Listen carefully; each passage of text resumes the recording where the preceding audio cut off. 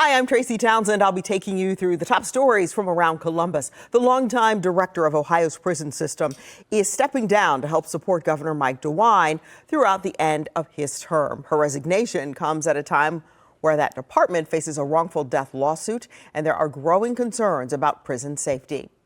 This summer will be 2 years since the city of Columbus was hit by a cyber attack. Officials hope to release findings last year about what happened. Well, today we still don't have the report they promised, and Mayor Andrew Ginther now says the timeline for it is uncertain.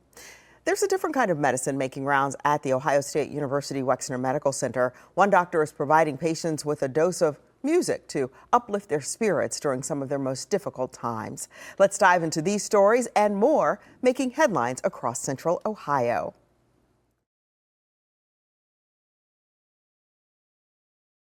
This is a copy of the letter that the Department of Justice sent to Ohio State's Office of Legal Affairs, informing them that the DOJ would be investigating possible race discrimination in medical school admissions. The letter says the investigation is about Title VI of the Civil Rights Act of 1964. Title VI prohibits discrimination based on race, color, or national origin in programs receiving federal funding. The letter says the DOJ investigation will determine whether Ohio State's College of Medicine is violating Title VI. Basically, it's saying that if you're going to receive those funds, you have to comply with all federal laws, particularly the laws against discrimination. Attorney Gregory Vincent says the investigation follows a recent pattern of the federal government trying to root out what they believe is discriminatory activity. There was a very important case that was decided last year in Ohio. It actually went up through the U.S. Supreme Court, basically saying that discrimination laws apply to everyone, not just persons from so-called minority groups. The letter from the DOJ to Ohio State says it's requesting documents guiding medical school admissions policies and procedures, along with applicant data and any analysis of admissions trends by race. 10TV reached out to Ohio State. A spokesperson wrote, "Ohio State is fully compliant with all state and federal regulations and legal rulings regarding admissions. We've received the attached letter and will respond appropriately." The letter, which is dated March 25th, requests all that information by April 24th or to ask for an extension by April 8th. Reporting from Ohio State's campus, Catherine Simon, 10TV News.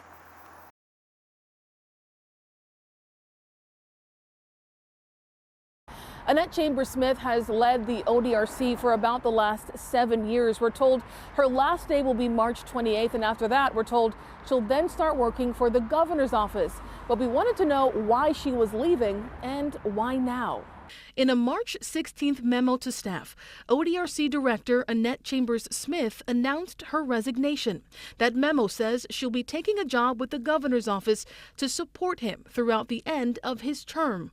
On Wednesday, we pressed Governor DeWine for more details on her new job. Can you give us some clarity on the kind of work she's going to be doing for your office? She's going to work on some different projects, and not ready to announce those yet, but she'll be a great help. In an email, the governor's office told 10 Investigates Chambers-Smith would be working on criminal justice initiatives.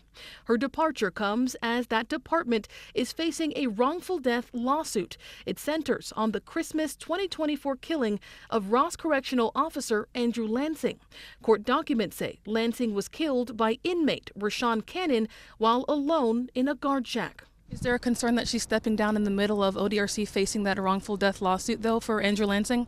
No, there's no really concern. I mean, is a strong team there, and we'll officially be announcing who will head it up shortly. Lansing's death has raised major concerns about safety for inmates and staff, including from his family. Andy, it seems like he was, a sitting duck in a guard shack in the middle of the north and south yards. No other officers around. After months of emails, last May, we tried asking Chambers-Smith about those concerns. I know, but we're literally right here. These are pressing questions we have been trying to answer since Christmas. She promised to sit down with us at a later date, but never did. 10 Investigates has gotten a response from Ohio lawmaker Mark Johnson. He's proposed Andy's Law. It would require the state to address prison staffing shortages and increase penalties for inmates who assault or kill staff members. It also sets requirements for who can lead the ODRC. That bill passed the Ohio House in November, and on Wednesday, Johnson introduced it to a Senate committee. What do you want to see from that person as far as leadership at ODRC? I would like to see that person have corrections experience himself. I think 3 years in a high security prison would be probably good, or 5 years just in any correction facility. Attorneys representing the ODRC have recently filed a motion to dismiss the Lansing family's wrongful death lawsuit. In Columbus, Rochelle Aline, 10 TV News.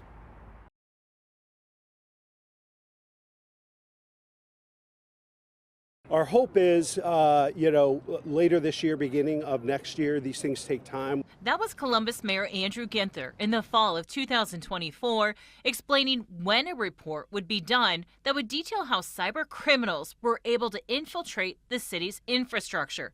This week, I asked the mayor when it will be produced.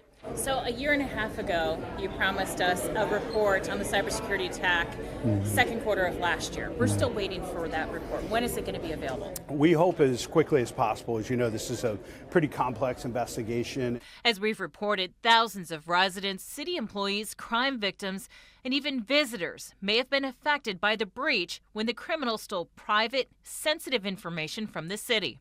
Have any employees been disciplined because of the attack? Well, obviously, we need to wait until the investigation is completed. Since then, the city has spent millions to update and protect the infrastructure to prevent another attack. In 2025, the city made a multi-year $23 million investment in next-generation network security. To minimize our risk from another cyber attack in the future, doing everything we can to better protect the information of our employees and the residents of Columbus. The FBI and Homeland Security are investigating the attack. We'll keep pressing for answers. In Columbus, Lacey Crisp, 10 TV News.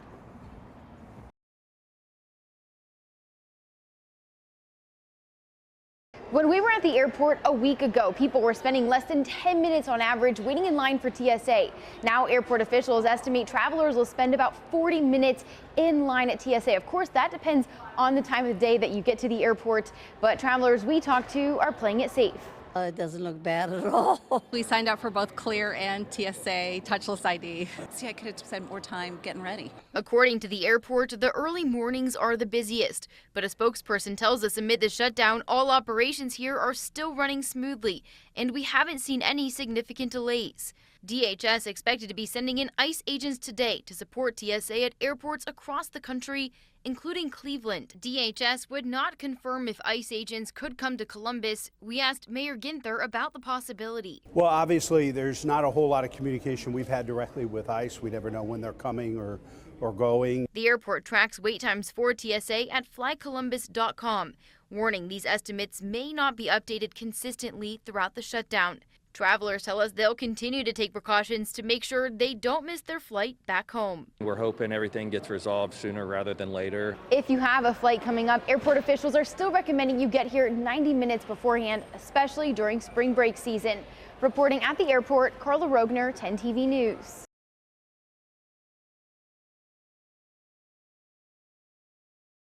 Both sides argue that this is a parents' rights issue, with one side arguing that those rights are going too far, and the other side saying this law is violating their rights.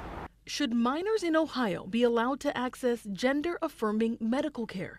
According to House Bill 68, that answer is no. The Honorable Chief Justice and Justices of the Supreme Court. Since that law went into effect in 2024, there's been legal pushback.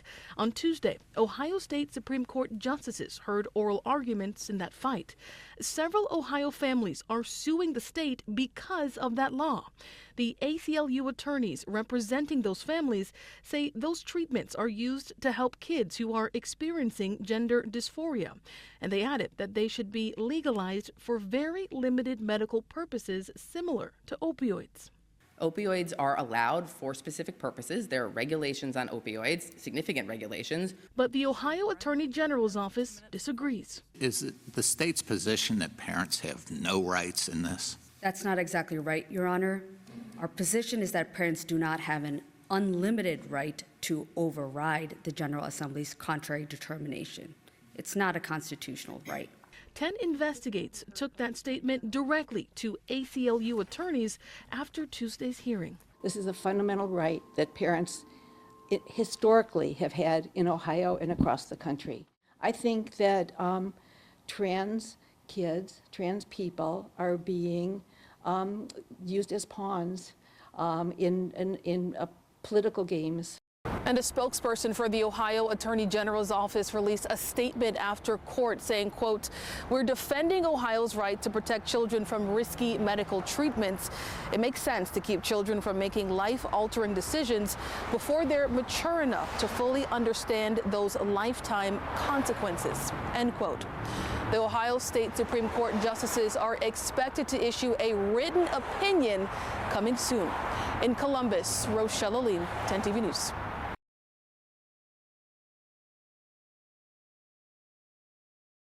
We are trying to get these children not only involved back into school, because we have a lot of youth that are dropping out of school due to bullying, not understanding what's going on in the community, but giving them a safe place to come and, knowing that somebody cares and that the funding is actually going to the children. Philonda Grant is the financial administrator for End the Violence. Last summer, the nonprofit helped kids during the summer through an ambassador program with a $150,000 grant from the city. This year, they received $75,000. So are there concerns about not helping all the kids who need help with less funding? Yes, there are a couple of concerns, but we are trying to venture out to see if we can do other things as far as grants. Columbus Mayor Andrew Ginther announced $17.5 million in grant funding for 214 nonprofits through summer youth program grants in the city's Elevate initiatives. So last year you announced a historic amount for summer programs, more than $28 million.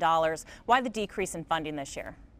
Well, I mean, one of the big things is obviously a lot of federal funding has gone away that we've had access to the last several years, and a tighter budget.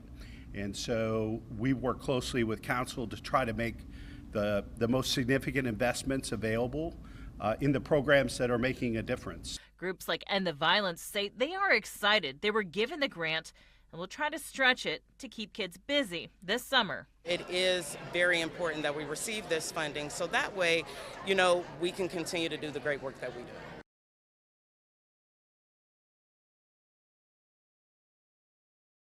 I lost my husband in a National Guard crash. I'm myself a retired Air National Guardsman, so this is very personal. For Bonnie Carroll, this work is deeply personal.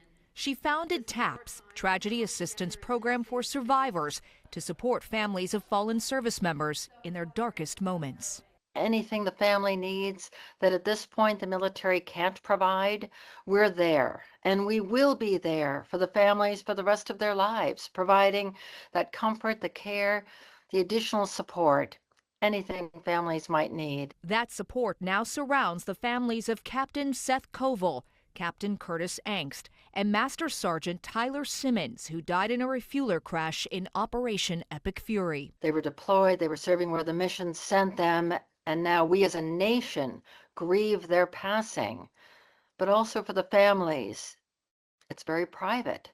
This is a time to mourn the loss of a loved one, and that grief will continue forever. While the 121st Air Refueling Wing wraps their arms around the families of our fallen, TAPS will walk alongside them as well, not just in the immediate aftermath, but for years to come. It means the world that lives given to this country in defense of our freedom are honored and remembered always.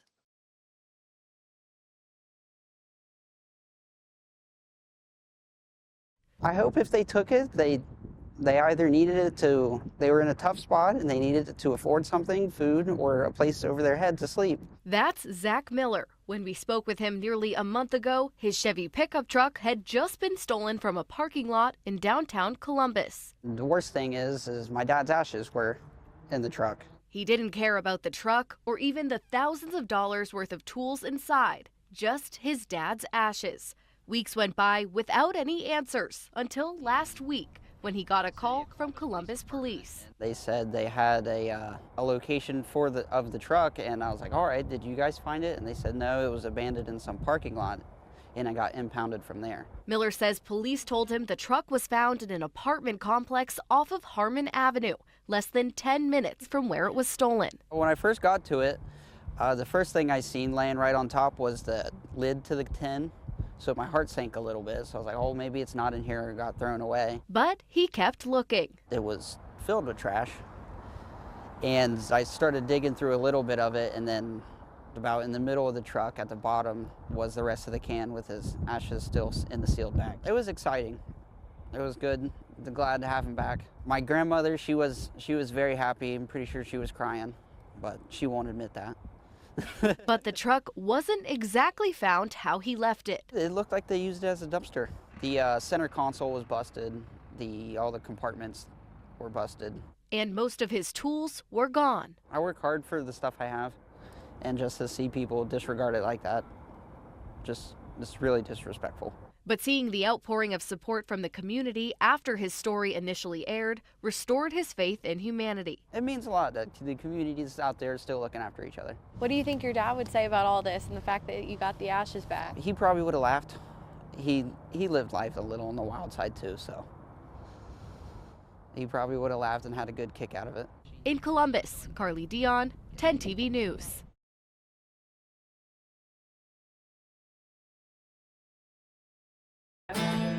Inside this intensive care unit where life-changing diagnoses are delivered daily, there's a different kind of medicine making the rounds. My name's Josh Norman, and I'm a physician here at Ohio State. After the consultations are done, Dr. Josh Norman swaps out the clipboard for his favorite instrument. I started bringing the guitar in rounds, and it's been really special to see how impactful music can be and how transformative it can be in the hospital environment.